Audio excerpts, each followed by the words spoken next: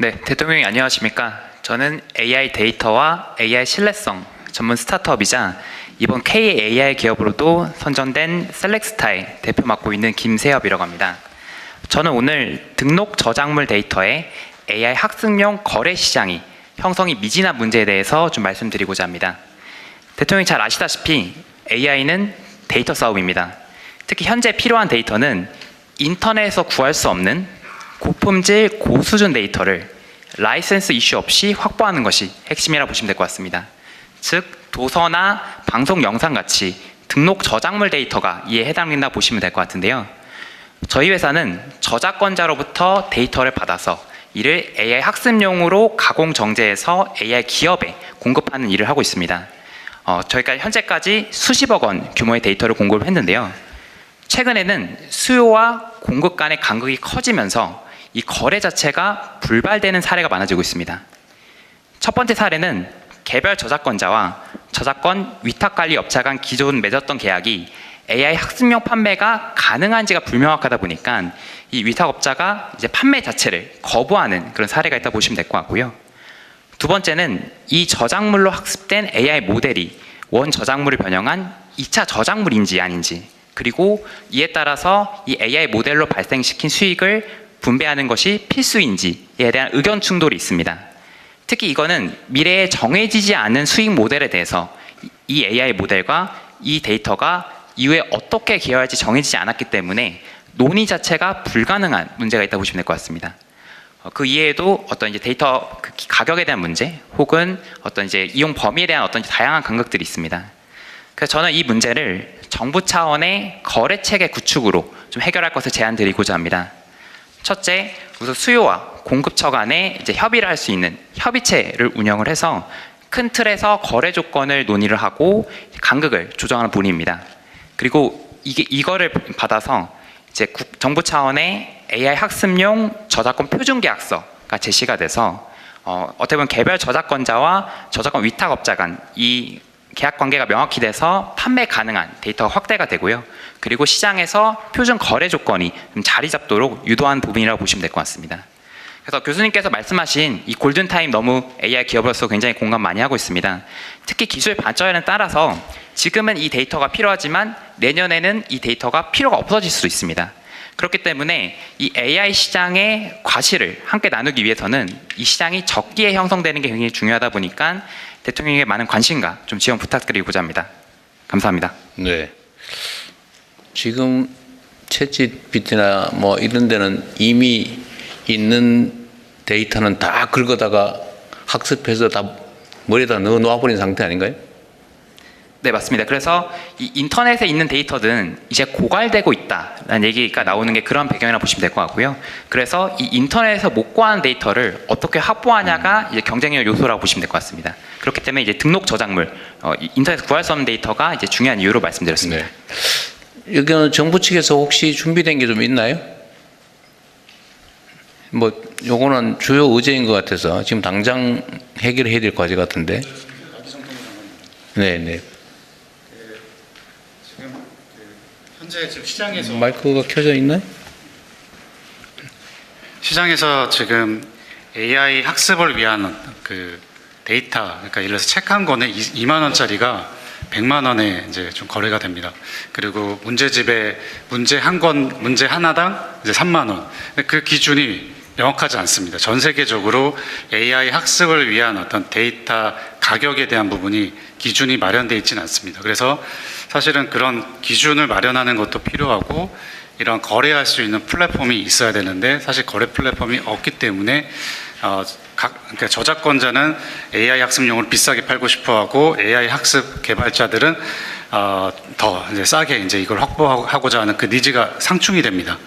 그래서 지금 이제 문체부와 가기정통부가 그 데이터 거래 플랫폼을 준비하고 있습니다. 그래서 나름 기준도 정하고 이 데이터 거래 플랫폼 안에서 데이터 합리적인 거래가 될 수 있고 저작권자에게 보상도 어느 정도 기준을 마련하고 활용 관점에서도 저희가 기준을 잡고 이 부분에 대한 지금 고민을 하고 있고 좀 의견 수렴을 통해서 계속해서 좀 저희가 이 데이터 거래 플랫폼 준비를 좀 해나가도록 하겠습니다.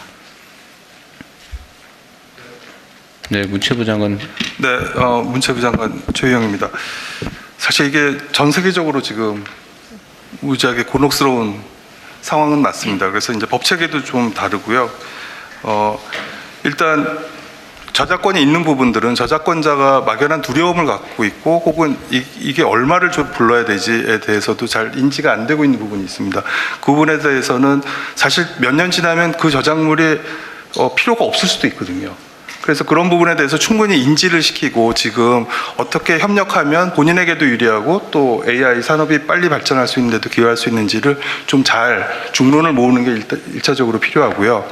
또 하나는 이제 저작권이 없는 쪽, 그러니까 공공에 막 노출되어 있는데 저작권이 누가 갖고 있는지 몰라서 지금 활용을 하지 못하는 부분들이 있습니다. 이게 결국은 미국은 이제 공정이용 제도라는 걸 두고 있고 우리도 저작권법상의 공정이용 제도를 두고 있습니다. 그래서 그냥 일단 쓰세요. 그 다음에 나중에 문제가 생기면 민사적으로 해결하세요라는 방식인데요. 이게 아까 말씀드렸듯이 이제 첨단 기술이 있는 곳에서는 가장 좋은 방식입니다. 근데 우리나라한테 문제는 이 공정이용제도는 있지만 나머지 법 체계가 미국과 다릅니다. 그리고 또 그만큼의 판례가 지금 형성되어 있지 않습니다. 그러다 보니 AI 업체들이 그냥 일단은 쓰지라고 결심하기에 너무 리스크가 큽니다. 어떤 소송이 어떻게 들어올지 모르기 때문에 그래서 이제 지금 두려움을 느끼고 있는 거고요. 그래서 이제 일본과 EU가 하고 있는 TDM 면책 방식을 지금 원하고 있습니다. 그거는 뭐냐면 일단 면책을 해주는 거거든요. 근데 사실 이제 일본과 유럽에서 EU에서 쓰고 있는 이 TDM 면책 방식은 사실 생성형 AI가 나오기 이전에 만든 조항이라서요. 생성형 AI가 나온 이후에는 그쪽에서도 지금 논란이 많습니다. 그래서 우리가 이걸 또 도입하는 것도 사실상 또 이제 걱정이 많습니다. 창작자들 입장에서는 이거는 너무한 거 아니야? 어떻게 면책을 해주지? 뭐 이런 부분이 또 있고요. 그래서 이 부분을 법제도로 만드는 데는 약간의 시간이 필요할 수 있고요. 하지만 그거 논의하다가 시간 다 놓치면 골든타임 사라지는 거잖아요. 그래서 문체부에서는 어떻게 하려고 하냐면 일단 지금 우리가 공정이용 제도라는 것에 대해서 너무 벙벙하게 돼 있습니다. 규정이. 그걸 아주 세부적으로 AI 시대에 맞게끔 미국의 판례라든지 이런 것들을 다 갖고 와서 우리도 상세하게 이거를 규정을 해서 AI 업체들이 조금 더 자신감을 가지고 지금 공공에 있는 데이터들을 쓸 수 있게끔 일단 유도하려고 하고요. 그래도 헷갈린다, 그래도 불안하다 하면 문체부 안에 그런 24시간 문의를 할 수 있는 센터를 만들어서 일단은 같이 토론을 하고 방향을 잡으려고 합니다. 네. 이 가이드를 만드는 게 일단 올해 안에 만들려고 하고요. 그러면서 법제도를 빨리 만들어 보도록 하겠습니다. 그러니까 이게 지금 저작권법을 위반하면 사실 형사처벌하게 돼 있는 게 당장 제일 큰 문제일 것 같고, 차라리 뭐 돈으로 물어내는 거야 뭐 나중에 소송에서 결론 나면 해주면 되는데, 이제는 당장 형사처벌 문제나 이런 게 걸릴 수도 있을 것 같고, 입법화를 하면 하여튼 또 개인의 뭐 권리를 침해했느니 뭐 이러면서 막 싸우느라고 세월 다 가버릴 것 같은데. 좀 다른 분들 의견도 좀 더 들어보죠. 네, 덧붙일 의견이 있으실까요? 예, 말씀해 주시기 바랍니다. 산업협회 송병선 회장입니다. 대통령님 반갑습니다. AI 강국 도약의 비전도 제시해 주시고 또 데이터 경제를 열어주시기 위해서 오늘 규제 완화 회의도 주재해 주신 데 대단히 감사드리고 우리 업계에서는 큰 기대와 함께 감사의 말씀을 드리겠습니다. LLM 모델이나 이런 데 대단히 많은 데이터가 필요한데 발제자께서 과도기적으로 TDM 면책 조항을 도입을 하고 그리고 장기적으로는 공정이용 일반 조항을 이렇게 적용한다 이렇게 말씀하셨는데 저는 과도기적인 것이 아니고 이 LLM을 위해서는 TDM 면책 조항이 반드시 도입돼서 운영이 돼야 된다 이렇게 생각을 합니다. 공정이용 1번 조항 우리나라를 보면은 저작권법 제35조 5회에 저작자의 정당한 이익을 부당하게 해하지 않은 경우에 저작권물을 이용할 수 있다. 이 부당하게라고 해서 매우 추상적으로 돼 있어요. 그리고 문체부에서 이제 오늘 이번에 개정하시겠다고 안내서를 말씀하셨는데 작년 12월에 생성형 AI 저작권 안내서에서는 AI 학습용 저작물 이용 시 사전에 적법한 이용 권한을 확보해야 된다 이렇게 안내서가 나간 걸로 알고 있습니다. 미국은 이제 비표현적 이용이라고 봐서 이 면제를 해주거든요. 이 불문법 국가인 미국에서는 그런 해석이 가능하지만 성문법 국가인 경우에는 대단히 명확하게 규정하지 않고서는 이게 법적 불안정성이 계속될 것이라고 저는 생각합니다. 물론 미국은 판례로 이것이 정립이 되어 있지만은 우리나라는 판례도 없습니다. 그래서 문제는 법적 불확성이 매우 큰 것이 문제인 겁니다. 제가 얼마 전에 AI 스타트업을 하고 있는 청년 기업인을 만났는데요. 저작권 때문에 AI 학습 데이터를 구할 수가 없어가지고 크롤링 기법으로 신문 기사에 댓글 그런 것들을 많이 모아서 학습시키다 보니까 욕설, 비방, 폭언 등 반사회적 표현이 산출물로 나와가지고 회사의 문을 닫아야 되는 그런 상황이다. 이런 심각한 말씀을 해주셨습니다. LLM 거대 언어 모델은 수백 개, 수억 개 이상의 파라미터를 학습해야 하기 때문에 방대한 데이터가 필요하고 크롤링 기법 같은 것들을 활용하는데 이 크롤링의 특성상 불특정하게 수집한 데이터 안에 저작물이 있는지 없는지를 확인이 잘 안 됩니다. 그리고 일일이 이용 목적이나 기간, 대가 등을 협의해서 사전에 승인받는 것은 거의 현실적으로는 거의 불가능한 일이라고 생각이 됩니다. 그래서 우리나라는 일본 수준의 TDM 면책 규정을 도입할 필요가 있습니다. 일반 조항이 있다 하더라도 일본은 저작권법 제30조의 4에서 저작물에 표현된 사상이나 감정을 자신 또는 타인이 향수하는 목적이 아니라면 다 저작물 이용이 가능하도록 허용하고 있습니다. 향수라는 말은 뭐 예술적인 아름다움이나 뭐 감동 따위를 음미하고 즐기는 건데 이게 LLM의 데이터를 이렇게 수집하는데 예술적인 아름다움을 음미하기 위해서 수집하겠습니까? 자, 그러면 지금부터 잠시만 주목해 주시기 바랍니다. 제가 구독자분들을 위해서 선물 하나를 준비했는데요. 제가 항상 여러분들께 드리는 말씀이 있습니다. 뉴스만 평소에 잘 챙겨보셔도 돈이 되고 돈을 벌 수 있다라고 말씀을 드렸는데요. 여러분들은 여기 보시는 삼성전자 뉴스를 보고 어떤 생각이 드세요? 아니면 정치인들의 뉴스, 날씨 뉴스를 보고는 어떤 생각이 드시나요?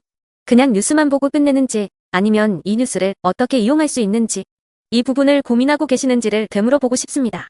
그 이유가 뭐냐 하면 제가 지난번에 여러분들께 뭐라고 말씀을 드렸었죠?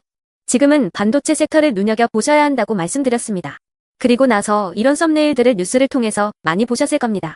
반도체 내용이 이슈가 됐을 때 부자들은 어떻게 생각할까요? 반도체 관련주들은 뭐가 있는지, 어떤 종목이 가장 좋은지, 어디에 투자해야 돈이 몰리는지 자연스럽게 생각한다고 제가 말씀을 드렸죠. 그 이유가 뭐냐 하면 부자들이 봤을 때는 이슈가 곧 돈으로 이어지고 그 이슈가 나에게 돈을 벌어준다는 경험적 확신이 있기 때문에 부자들은 항상 이런 사회적 이슈를 관심 있게 챙겨본다고 제가 말씀을 드렸습니다. 이번에도 마찬가지인데요. 제가 지난번에 시청자분들과 함께하는 주식으로 수익 내기 이벤트를 진행했었죠.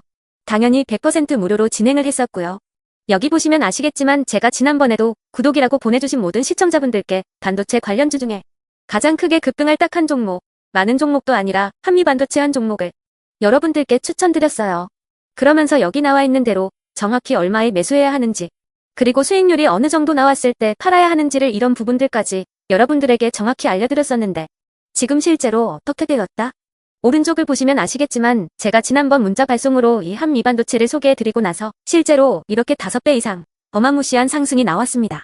100만 원만 투자를 했어도 무려 500만 원이 넘는 수익금이 생긴 거죠.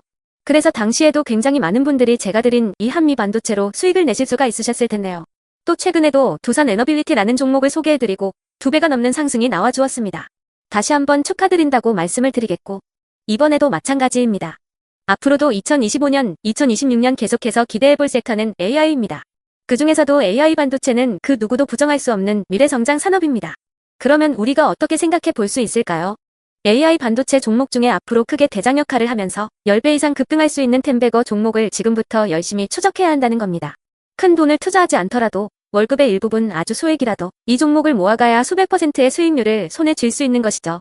지금 여러분이 보고 계시는 이 유튜브 또한 AI 반도체와 아주 밀접한 연관이 있고 반도체야말로 대한민국의 핵심 산업으로 앞으로 더더욱 시장은 성장할 수밖에 없습니다. 또한 현재 이재명 정부는 코스피 5천을 공약으로 상법 개정까지 단행하면서 우리 주식시장을 살리려고 많은 노력을 다하고 있습니다. 5년 동안 정부는 우리나라의 주식시장을 살리기 위해 주도적으로 행동해 나가면서 이재명 대통령 본인 또한 코스피 지수에 본인 월급을 투자하겠다고 선언한 상황인데요.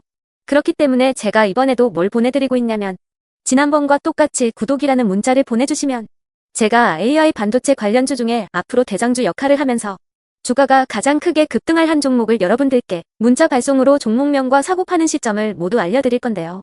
그 문자를 받고 여러분들이 주식으로 돈 버는 연습을 한번 해보셨으면 좋겠고요. 혹시라도 나는 주식을 하지 않는다 하시는 분들은 주변에 주식하시는 지인분들에게 말씀을 해주셔도 되고요. 아니면 연세가 있으셔서 투자가 어렵다 하시는 분들은 이 종목을 자녀분들에게 한번 사봐라. 이걸로 한번 수익을 내봐라. 이렇게 조언을 해주실 수도 있는 거겠죠. 그래서 지금 이 영상을 보시는 시청자분들 중에 나도 이번 종목이 좀 궁금하다 하시는 분들은요.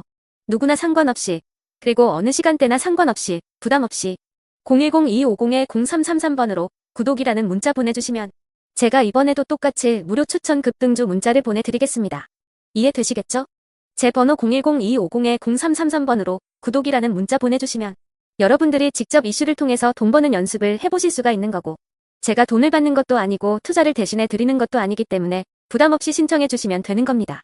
그리고 수익이 나면 저는 다른 것은 하나도 바라지 않습니다. 제 채널에 구독, 좋아요 한 번씩만 눌러주시라. 이렇게 다시 한번 말씀을 드리겠습니다.